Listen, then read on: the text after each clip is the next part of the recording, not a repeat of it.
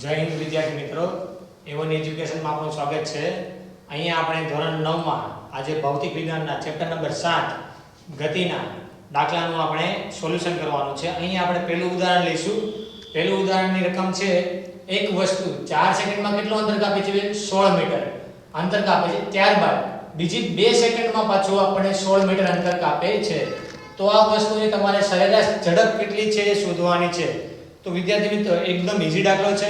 ચાલો પહેલા આપણે સરેરાશ ઝડપનું તમને સૂત્ર આવડતું હોવું જોઈએ. જો તમને સૂત્ર આવડશે તો જ દાખલો થશે. સરેરાશ ઝડપનું સૂત્ર છે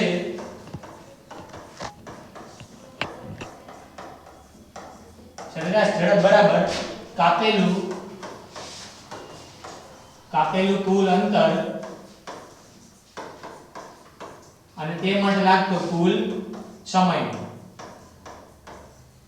હવે તમે ધ્યાન રાખીને જોશો કાપેલું કુલ અંતર તો અહીંયા પણ 16 મીટર અંતર કાપેલું છે અને અહીંયા પણ 16 મીટર અંતર કાપેલું છે. એટલે આપણે કાપેલું કુલ અંતર આવશે 16 + 16 અને સમય આવશે કુલ. તો પહેલી વખત લીધું હતું તેને 4 સેકન્ડ પદાર્થ, બીજી વખત લીધેલું છે 2 સેકન્ડ. તો 4 + 2 એટલે 16 + 16 એટલે આવશે 32 અને છેદમાં 4 + 2 એટલે એનો આવશે 6. 32 / 6 કરશો તમારો જવાબ આવશે 5.33. પછી વિદ્યાર્થી મિત્રો એકમ લખવાનું ભૂલવાનું નહીં. ઉપરનો એકમ હતો એ અંતર છે અને અંતરનો એકમ આવશે મીટર અને છેદમાં આવશે સેકન્ડ. કારણ કે અહીંયા આપણને સેકન્ડમાં વેલ્યુ આપેલી હતી એટલા માટે.